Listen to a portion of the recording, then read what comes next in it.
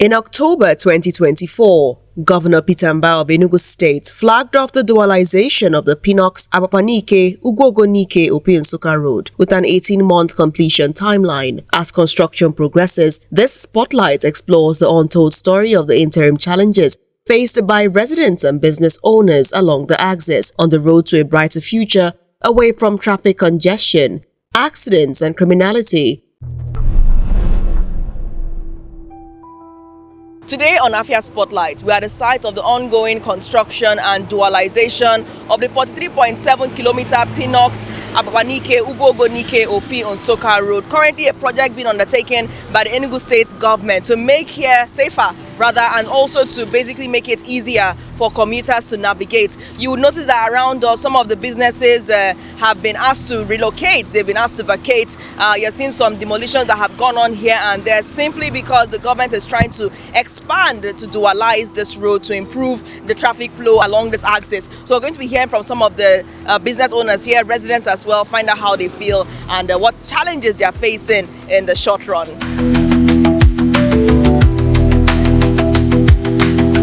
So you can see out here the atmosphere is extremely windy, and while you're here you also feel the dust particles in the air because of the construction work going on. Like if you just pan the camera in that direction, you see they're trying to break up a piece of concrete. But let's also talk to there's this man here who is actually trying to avoid us. We're going to come to him and I'll try to be as careful as possible as I navigate my way to get him to react to this construction. All right, sir. So just a quick one. How do you feel about the ongoing construction of this road, this particular road? How do you feel about it? I'm happy because I will call him talk and do governor. I'm very, very happy. At least the expansion of the road will help us to make more money and also expand our business. Are there challenges you are facing with the construction? No, even if we are facing any challenges, we are happy. We are happy. You should keep it up. We are happy. Thank you so much. I mean, he has said we're happy so many times. You wonder if that's representative of the entire mood here, but it won't be enough for us. Let's try to talk to some other business owners and residents here. Still in line with trying to gain reactions from Enugu residents. This is a business owner. Okay, how do you feel about the dualization of this road currently going on? Peter Mbah is trying really, and we are seeing his handwork. The only thing is that we wish God to continue encouraging him to be performing the way he's doing in Enugu State. Because Enugu State is trying to have a nice look. Are there challenges you're facing now that the project is still on the way? Well, the only thing is that those who are doing it, they are not serious. Why do you say they're not serious? Because, you see, they would have finished this area before. They would have finished this area since. But the way they are doing it, that after this part, they will just leave it and go to the other side. And I don't know why it's delaying. Because they're supposed to have at least finished it by now. At least another section of the job will start. Thank you so much for your time, and we hope they finish soon. Yes. So let's try to talk to some more people here because they've been watching us. So let's talk to some of them. Okay. So tell us, good morning. How do you feel about the ongoing construction of this road? The work is going very fine. We're going very well. They are trying, the commerce company, they are trying their best. What are the challenges you think you people are facing around here as the project is going on? The only challenge they are facing here is about small hold up. You know, there is normal thing. They are facing small hold up, but the workers are trying to control every traffic here. They are trying.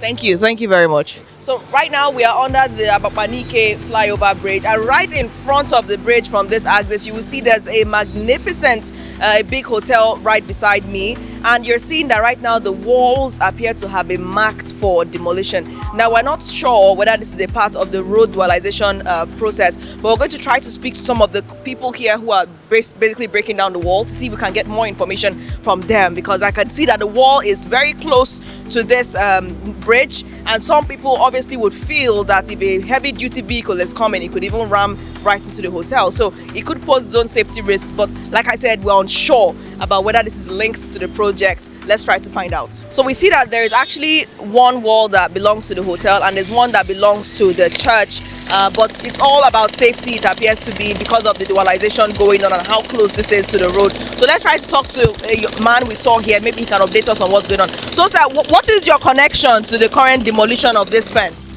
The connection? Yes. How? Are you a member of this church? Yes. Okay, what's your role at the church? I'm the senior pastor. Okay, the senior pastor of the church. So why is this wall being taken down now? We were told that the government wants to reconstruct the road. They want to build a roundabout. Yes. So we have to remove the wall. So it's not affecting the church, it's just the wall that is being affected. Well, it's not affecting the building for now. For now, it's only the wall. Though they marked part of the wall, the church building. Okay, they marked something at the church building removed, so it will affect the church building. Okay, a section of the church building. Okay, all right. So thank you so much for sharing insights with us. What's your name, sir? Thank God, Eze. Thank God, Eze. Thank you once again, and we wish you best of luck. So have you received any kind of communication from the government since then? We are preparing to do that. We want to write them. What do you want to write them about? Compensation. Compensation? Yes. Yes, because we spent about 2.something million for this wall. Yeah. Thank you very much. We are currently at the Abakpa section of the project. You can see a lot of activity going on behind me. The dualization process is strongly underway. Let's talk to some of the business owners here and find out how they are reacting to this development. Yeah. So, good day, madam. And well done to you. And you're into charcoal business. Okay, how do you feel about the current dualization projects ongoing by the government? I feel good, but not really like that, ma. Because as you can see, we are running for our life, but it's this business that we are used to feed our family and supporting our husband about it. So, but what will you do, Sha? We'll be managing it until then done. Are you? What do you think you are able to keep up with this issue while it's going on? Maybe hoping for the best later. Yes, ma. I'm hoping that everything will be better. How are you managing with half a shop? Were you here before half of it was taken down, or you just came here now? No, I'm here before the half of it was taken down. Okay. Yes, ma. Okay. So after the half of the shop was taken down, you stayed on? Yes, ma. How is it like for you? We are managing it, ma. So when it's complete, what are you going to do next? When the project is complete and they have to come here, what will you do next? I don't have anything to do yet now for now when they finish, because the only option that I have that I will be going and selling pure water. Because that is the only option, because as from here now, our landlady said that when they finish, they will increase the shop rent, and I'm not able to afford it. So I will find the other way to manage my business. Yes, ma. Do you still have a lot of customers coming this way? No, ma. I've lost a lot. Thank you. Thank you so much for your time. I wish you best of luck. Thank you. All right. These are not business owners. They don't seem like business owners, but I think they reside around here. Good day, madam. Good day. This is AFIA TV, and we're trying to capture the reactions to this road dualization. Could we please hear from you or your friend? How do you feel about what's going on here? I don't know what to say, but our governor is trying, sha. Just that we are suffering for a while. Like now, that place is my mommy's shop. So they're currently demolishing our, front of our shop. But it's for the benefit of for the country. So. Were you notified before the demolition started? Yes. He notified us last year, November, October. So he notified us. Were you given any alternative? No. They just give us put remove in our shop that we should remove it. Any conversation about compensation? No. We didn't hear anything about it. Thank you. Thank you.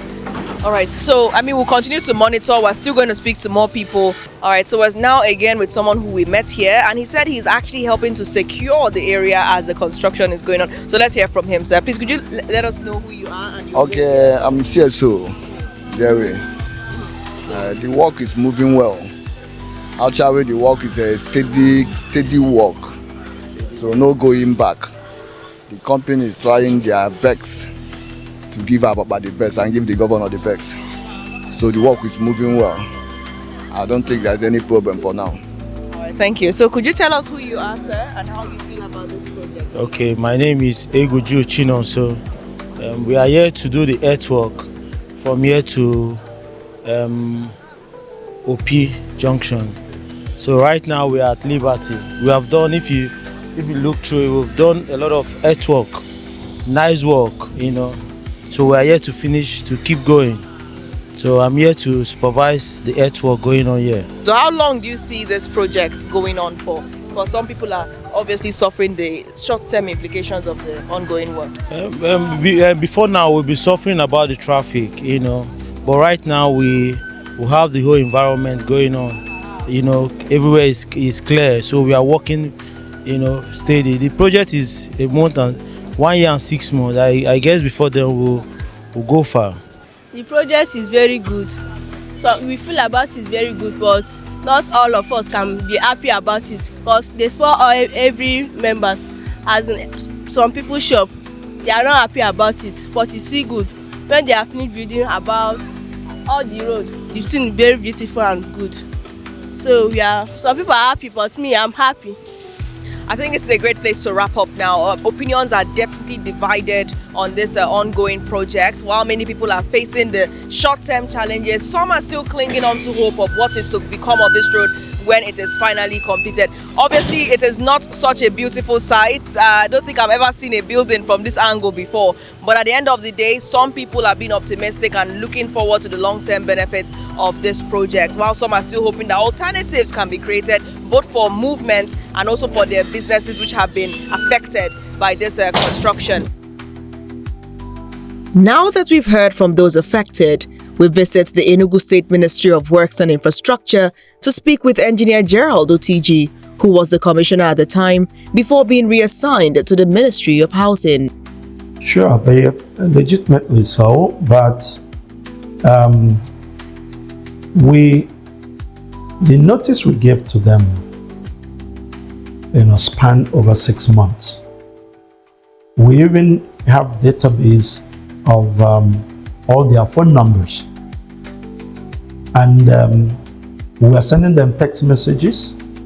We were constantly in contact with them. Then, but they know how government works. We advise them, take pictures or videos of your property, let the legitimate owner, not a proxy, stay there in front of the building. Do your own quantities to know the value of the edifice or your property or whatever that is going to be an obstruction, because we marked them and then spoke to the people when we collected those data.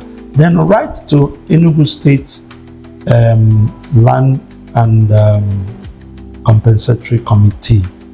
There are, if you notice, because of the enormous number of construction going on in Enugu, so there are so many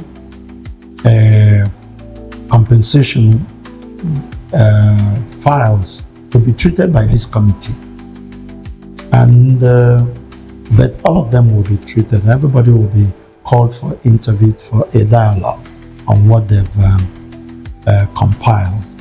So we did that, and then until the day we actually carried out the demolition, which majority of them, 80 to 90% of the people already removed some of their, most of their valuables, including windows and doors, because it's a densely populated area. There were certain building abnormalities and things, diagonal sewage systems, things that people built right underneath. Also, state infrastructure that were underneath, because the road was narrow.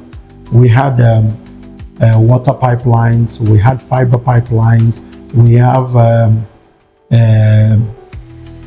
telecom lines underground, they are fiber. So we had to identify who owns which one. And then we were able to get most of them sorted out, moved after we've taken our road span. In some areas, we, due to those what is beneath, we have to allow most of those things to be removed. Right now it's raining, and when it's raining, if you start doing your drainage in that densely populated area, you could aid to flooding.